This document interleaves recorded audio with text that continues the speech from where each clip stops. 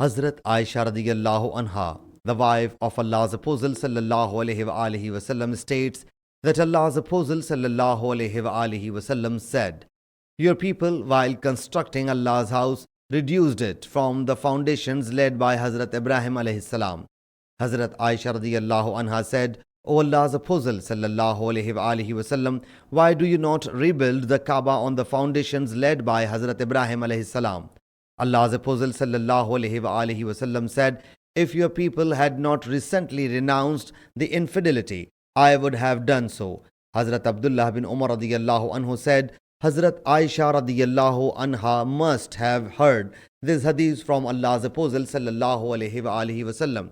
For I observed that Allah's Apostle sallallahu alaihi wasallam have forsaken respecting the both corners which are adjacent to the apartment, because the house has not been built right upon the foundations laid by Hazrat Ibrahim alayhi salam. Sahih Muslim Hadees number 3229.